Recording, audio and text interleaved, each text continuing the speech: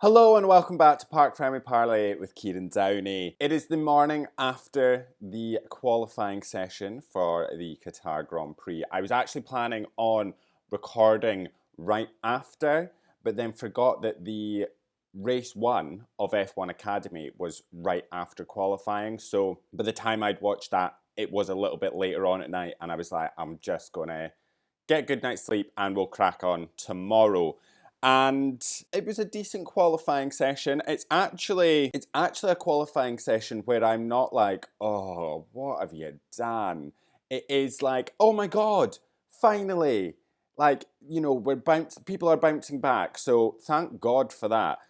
Let's crack right in with Q1, and the drivers out were Esteban Ocon, Franco Colapinto, Nico Hülkenberg, Liam Lawson, and Alex Albon. One thing that was really plaguing the drivers out there was track limits violations. There was a lot of deleted lap times for track limits. In terms of the drivers out in Q1, I feel bad for Nico Hülkenberg. He just couldn't get through. I don't know whether it was a timing issue or whether it was the setup wasn't done right, and for him to go and do his next flying lap, he didn't have enough battery charge, and I think it was all just a bit muddled to get him out there. So I felt really bad for Nico, because I have no doubt that he would have gotten in at least to Q2, especially with Magnussen making Q3. I also do believe Liam Lawson would have probably gotten through had he not sort of encountered quite a bit of traffic and sort of was picking up quite a bit of dirty air going around during his fast lap. What I will say about Lawson is I'm getting really, really tired of the whining that is happening nearly every session. I'm so over just the constant need to look out for something that it's actually only two drivers he's doing it with. And it's happened twice again this weekend already. He's complained about Perez once over the radio, and his race engineers come back over and been like, just ignore it. Focus on your own race. Just focus on yourself. Stop nitpicking at Perez. And then it happened again with what he thought was Alonso. He complained about Alonso. I can't remember what it was, but his race engineer came back over the radio and was like, yep, that was Lance Stroll. That wasn't Alonso. And it just seems that he's come back. He's gotten a little bit of beef with Perez and with Alonso. And it's just every single session he has to find something with one of the two of them and just moan about it. And I'm so tired of it. Like, just stop. Please. Because I actually quite like Liam Lawson, and this is beginning to leave a sour taste in my mouth because you're just moaning for nothing. And you can tell it is also like his race engineer's probably a bit bored listening to it, because he's like, just stop. Just focus on your own race. Focus on what you're doing. They're not doing any harm to you. They're not actually doing anything. I don't know, it's really beginning to wind me up. And I can see that I'm not the only one, because there's a lot of people on social media that are beginning to say the moaning and the whining coming from Lawson, specifically about these two drivers, is just getting annoying. Anyway, that bottom five really were wrestling those cars around. I actually think it was quite a struggle. And there was no real issues. They just didn't have the pace. That's the only real problem. They just didn't really have pace this weekend to get through. I do believe Colapinto is using an old spec purely down to the amount of crashes that have happened, and I believe James Vowles had said that they're running out of spare parts, and the crashes are diverting focus away from the 2025 car because they need to repair the parts for the 2024 car, with only obviously 2 races left. And I do believe he is running an old spec on his car, which might explain why he's not been as quick. Ocon, a little bit shocking that he's out in P20, but surprising that Ocon's not doing as well as Gasly, because I would say they're fairly even drivers, and Gasly is continuously getting into sort of points positions. He's having a great time. And Ocon just couldn't really pull it together, could he? I am a little bit shocked that those drivers are out in Q1, because it's not who I would have expected.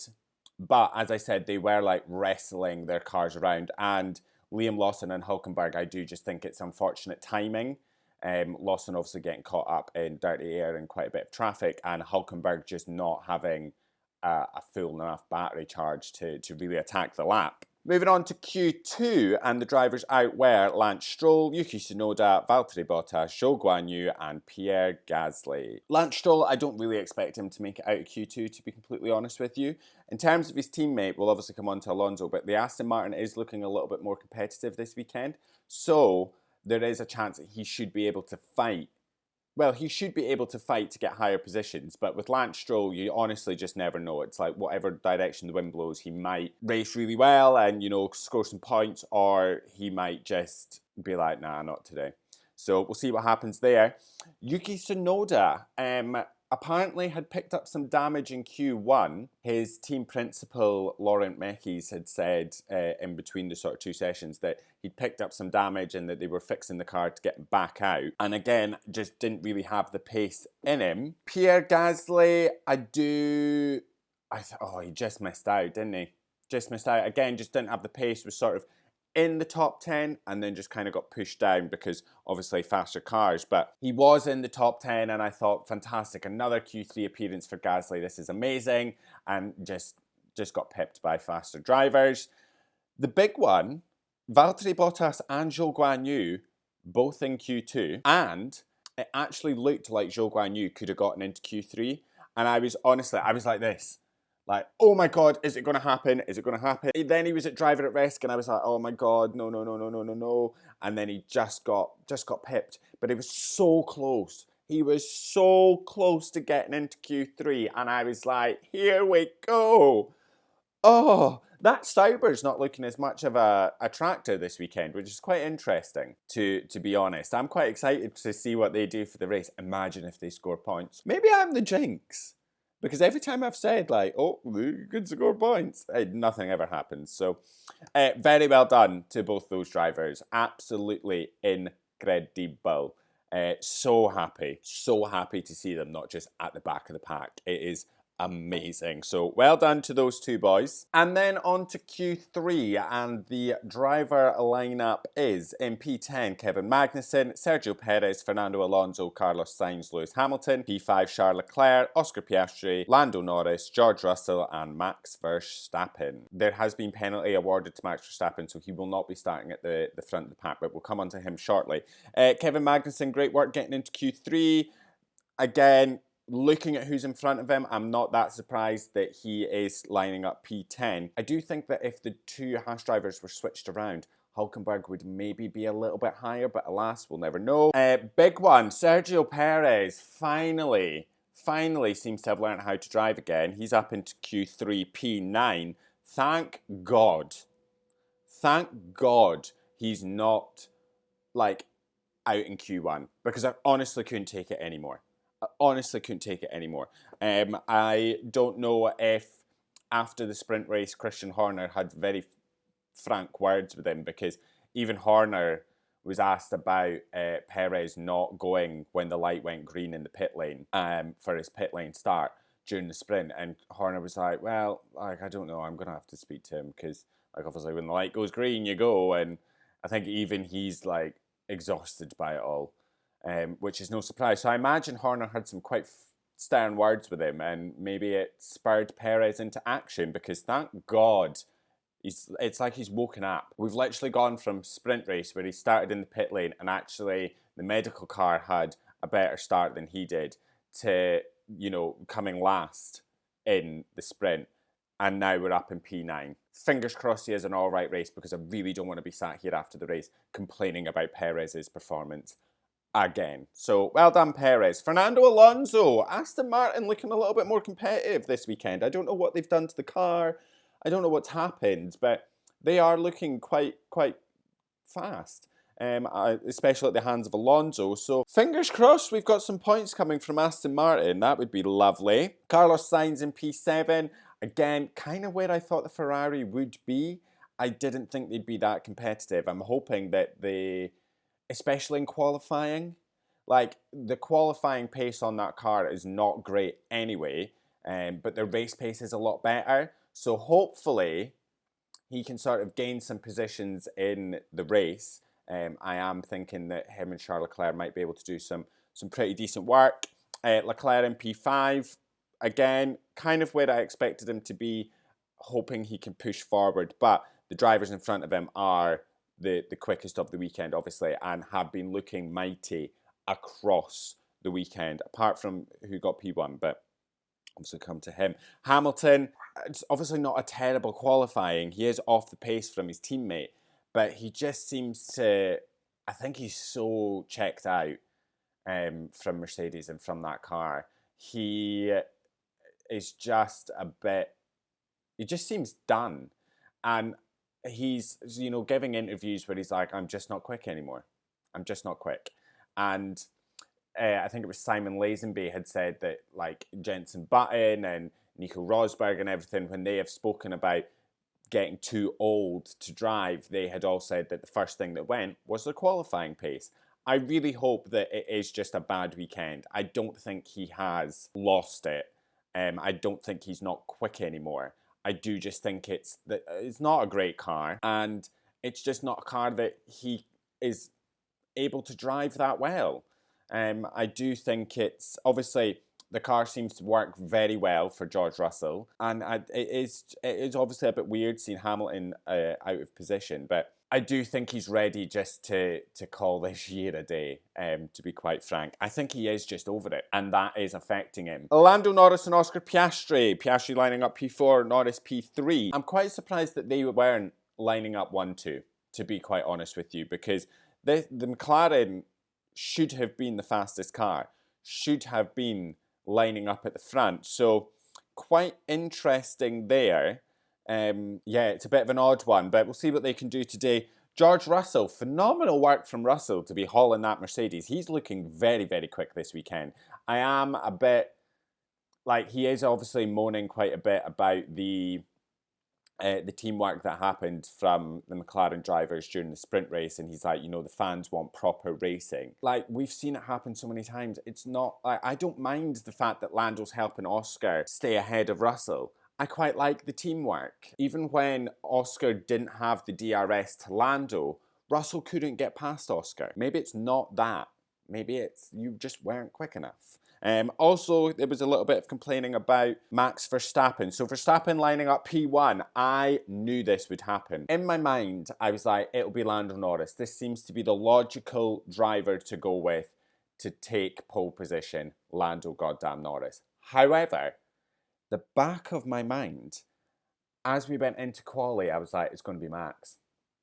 It's going to be Max. And as time went on, and he was putting in those laps, I actually even remember posting a thread saying, Max Verstappen is going to be on pole here. I just feel it. I said, I feel like it's going to be one of those times where Verstappen just pulls an incredible lap out the bag. In my mind, I thought it was going to be one of those laps where we've seen him maybe Q1, Q2 off the pace slightly, and then in Q3, he just puts purple, purple, purple, 3 purple sectors, front of the grid, pole position by an absolute mile. It wasn't that. He wasn't setting purple sectors the entire time. And there we are. Pole position. However, he has received a penalty. And I actually think it is the most ridiculous thing I've ever heard in my entire life. He was on a slow lap. Russell was also on a slow lap.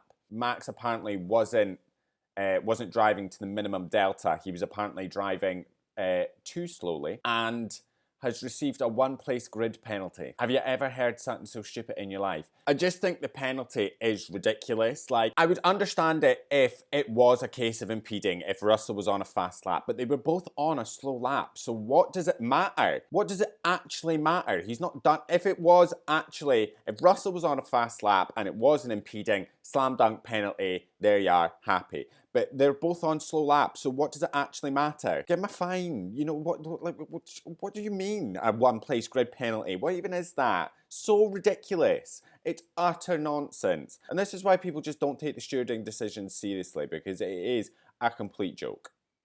It is a complete joke that Max has been given that penalty. I can't imagine it will have made Max happy, so I imagine he will start today's race like an absolute bat out of hell. Very exciting to see what he can do. Ferrari have also been given a €5,000 penalty for an unsafe release of Carlos Sainz nearly having a collision with Lewis Hamilton in the pits. And that, ladies and gentlemen, is qualifying. Now, let's see what happens in the race. I swear to God, the race better be more enjoyable than what the sprint was, because the sprint was dull. Dull as dishwater. I was a little bit bored. And apparently I wasn't the only one, because a few of you have said to me you were also quite bored as well. So here's hoping that we get quite an exciting race. We could be crowning a Constructors' Champion later on today. We could have a new Constructors' Champion. I do actually believe that if the drivers all finish the race in the positions that they start right now, it would mean that McLaren go into Abu Dhabi with a 44-point lead. So they wouldn't have enough. I think they need 45 points to win the championship, a 45 lead on Ferrari. It would mean Red Bull are out of contention. It would mean that we are going down to the checkered flag in Abu Dhabi between Ferrari and Red Bull, which would be very exciting, I can't lie. I also have to say, congratulations to Abbi Pulling on winning the F1 Academy Championship with 3 races to go. That is phenomenal work. Abbi Pulling has dominated the F1 Academy season. Pulling has been on the front row for nearly every single qualifying. Pulling has been on the podium in every single race. She has absolutely dominated, and it has been amazing to watch her race this year. It's been so amazing. So congratulations, and it shows just how dominant she is that she's won with 3 races left to go. So well done, Abbi Pulling. Absolutely incredible work. With Pulling winning the championship, she's also been given a fully funded race seat in GB3 with Rodin Motorsport for the 2025 season. So very excited to see what she can get done there. Very excited for the next 3 races with F1 Academy, just to see how they go and see how the rest of the championship lines up. Congratulations to Oliver Bearman for winning the F2 sprint. Let's see what happens in the F2 race later today. As I said, they're always absolute chaos. And very excited for the big day of racing ahead, kicking off with F1 Academy in about 20 minutes. And then we've got F2, the feature race, and then the Grand Prix later on. So, big day of racing. Enjoy all the cars out on track, and I will see you after the Grand Prix. I love you. Bye.